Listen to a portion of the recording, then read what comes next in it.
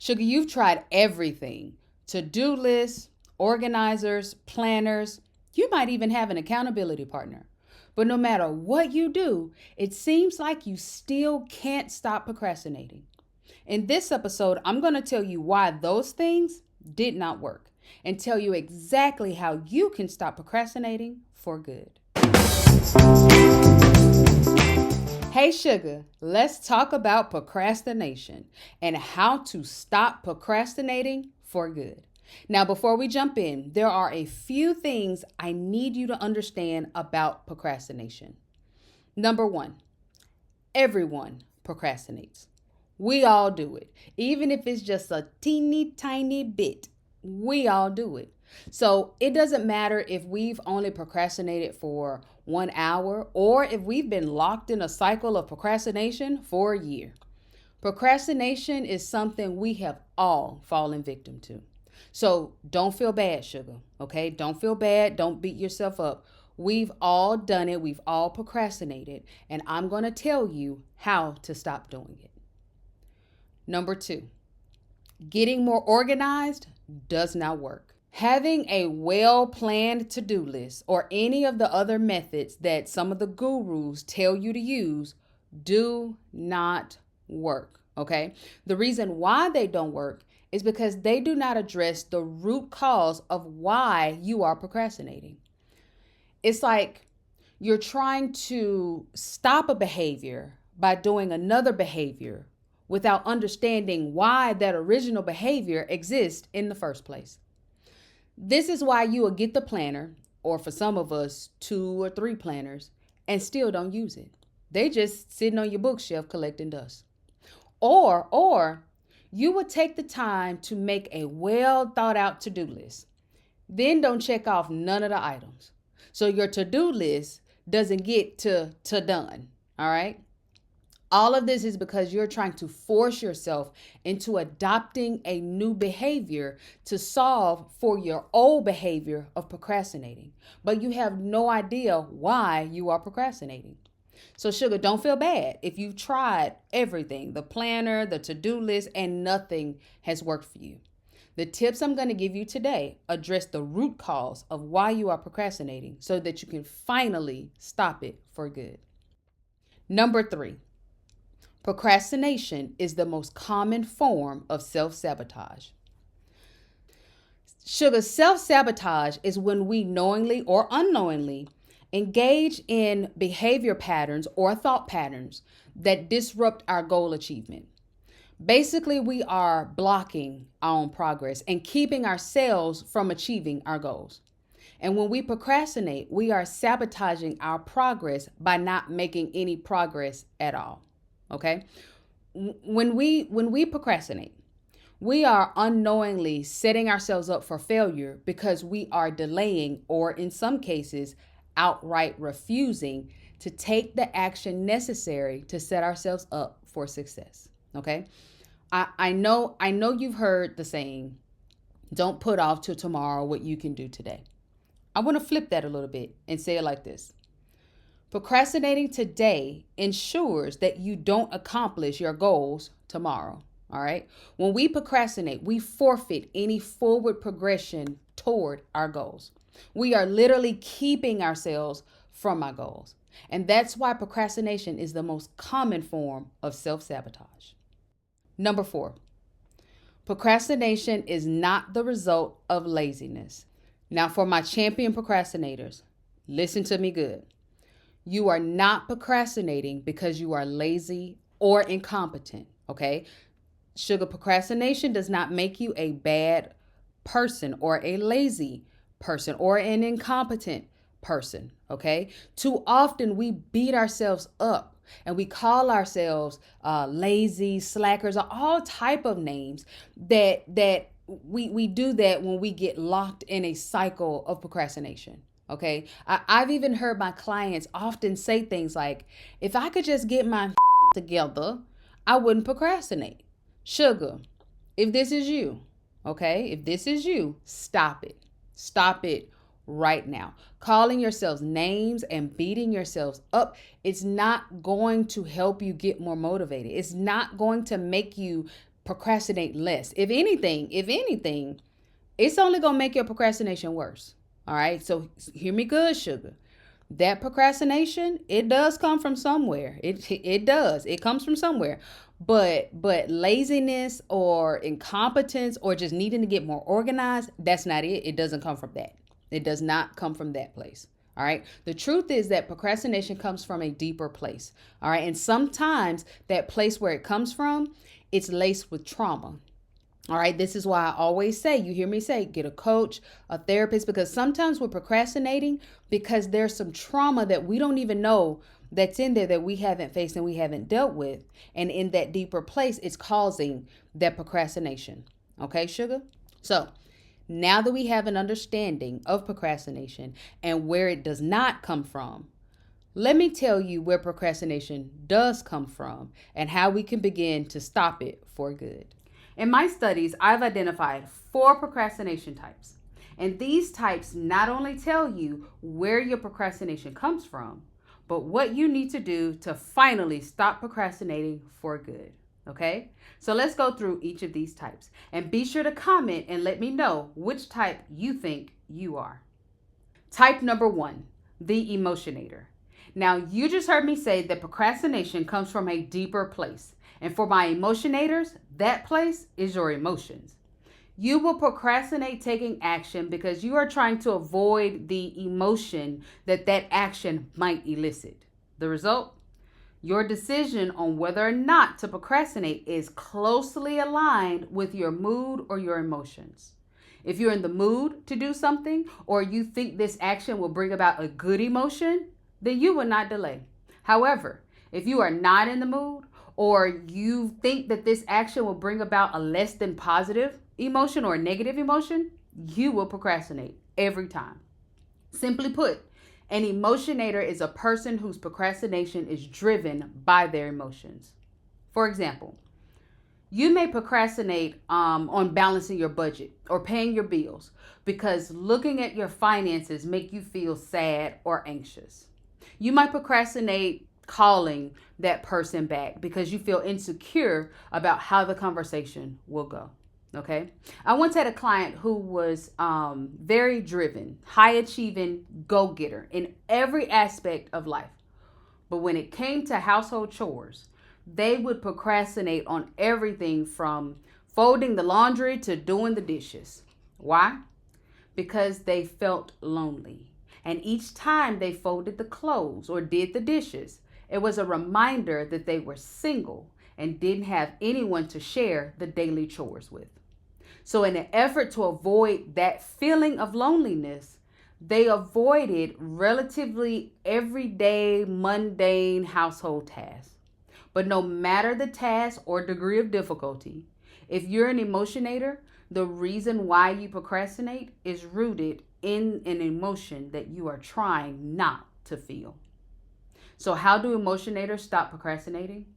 Simply by addressing the emotion.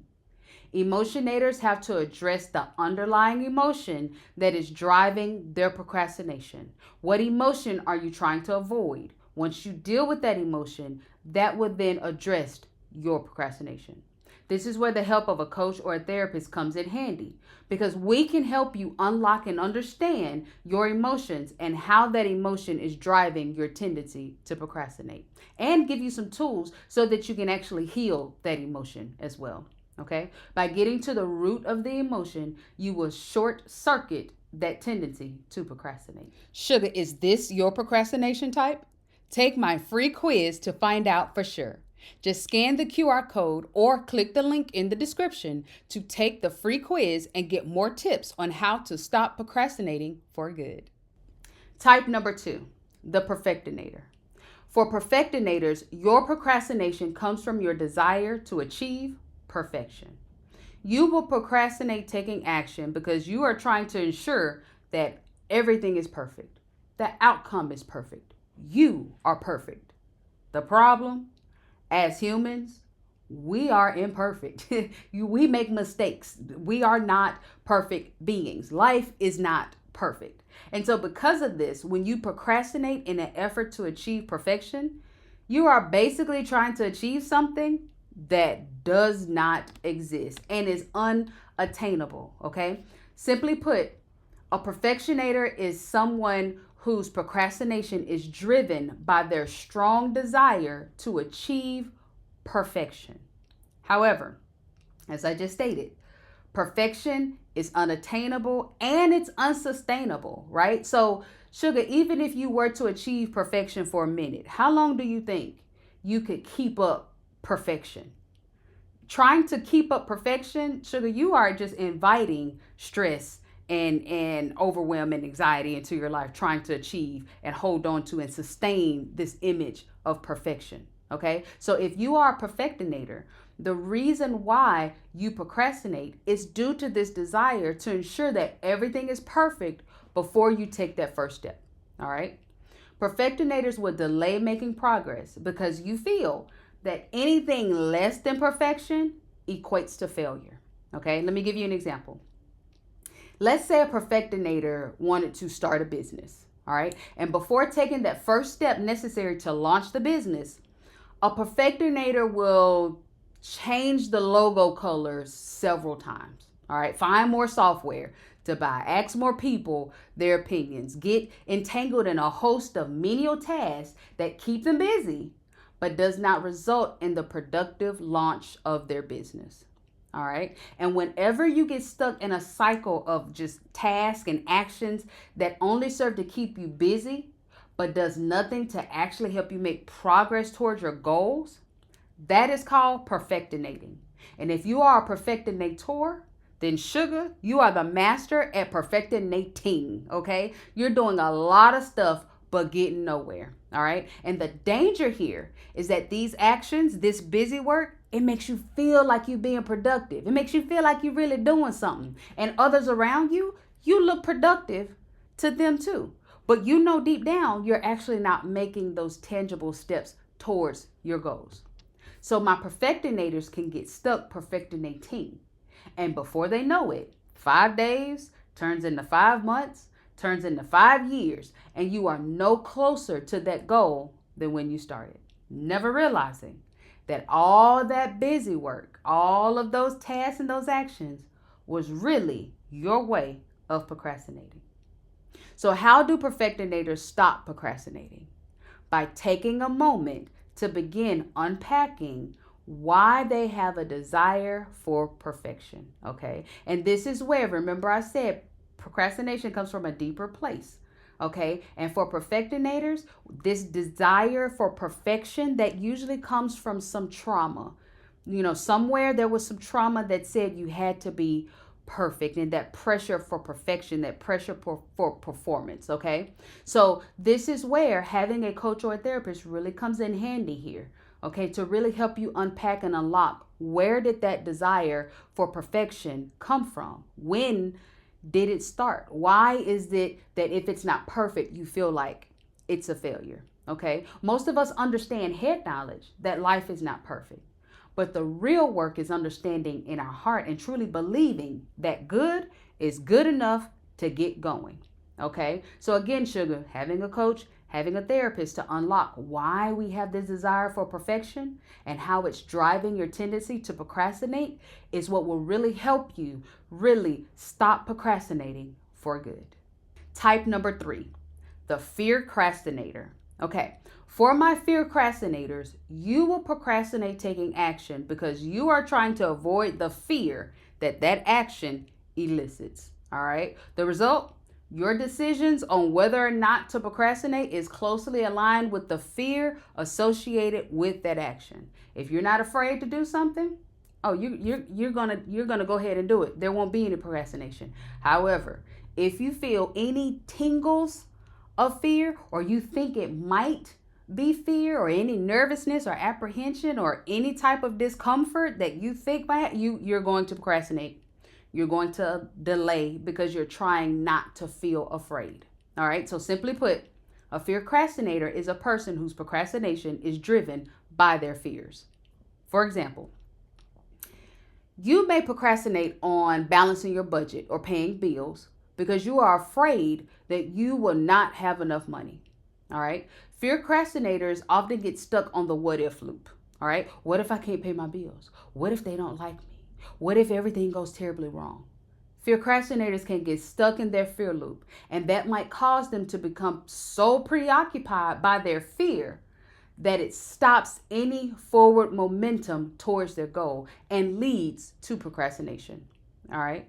A procrastinator is extremely reluctant to do anything that is outside of their comfort zone. All right. So comfort, that feeling of comfort is paramount for a procrastinator. All right. So when you're invited to try new things or do anything that is outside of the sphere of comfort for you, a procrastinator will immediately push back, delay, procrastinate. All right. An example of this: procrastinators might delay in responding to an invitation to a networking event to meet new people, or give excuses why they can't attend, why they can't have a much needed conversation with the loved one.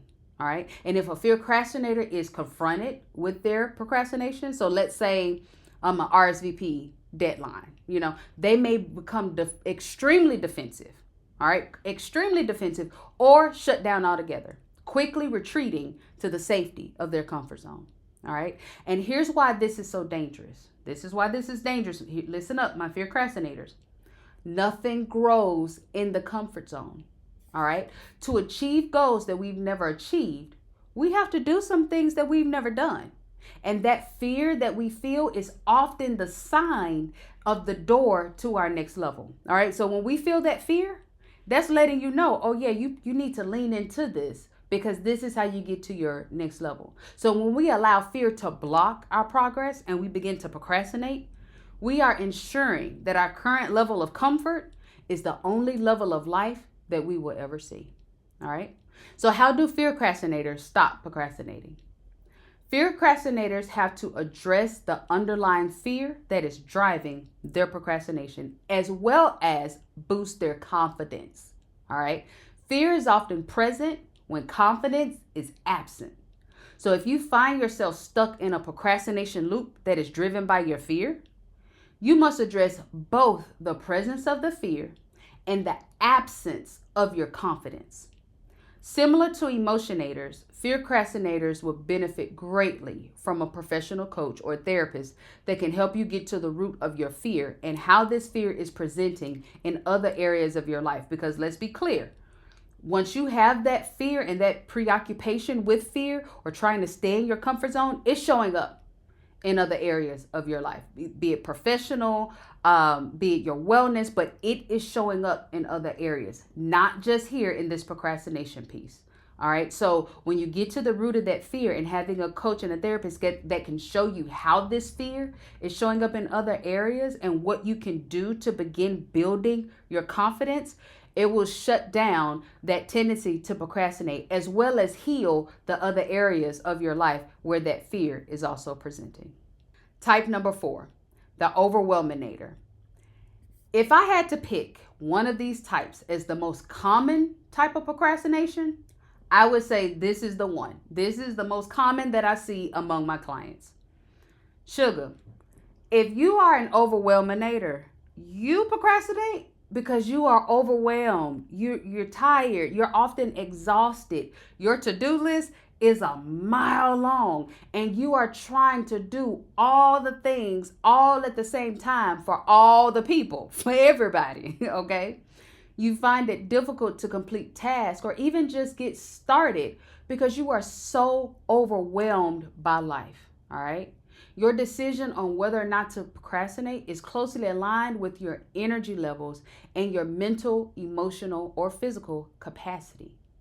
If you had the energy or the bandwidth to take action, you wouldn't delay. You will go ahead and get that thing done. However, if you are overwhelmed, exhausted, overly stressed, or just plain tapped out, you're going to procrastinate every time.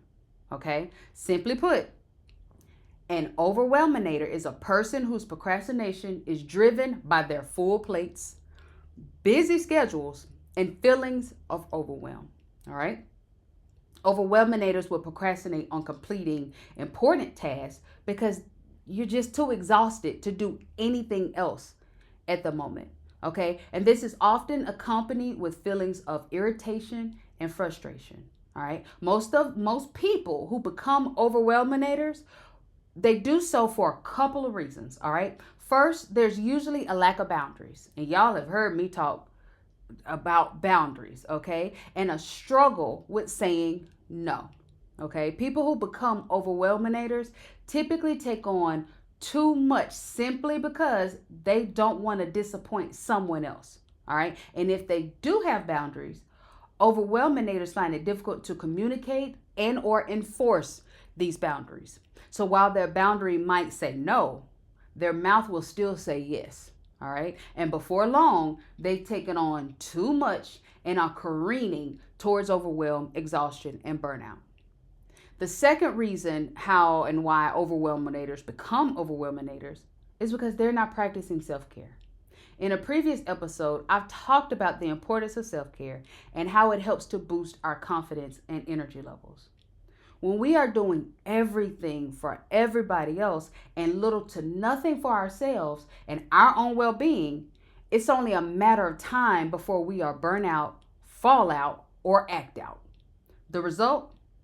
Overwhelminators will find themselves locked into a cycle of procrastination, even if you sincerely want to do the thing. You sincerely want to check that box and do that task, but you can't simply because you are just too exhausted and too overwhelmed. So how do overwhelminators stop procrastinating? Overwhelminators must ensure that you are maintaining a healthy life balance by implementing boundaries and intentionally practicing self-care.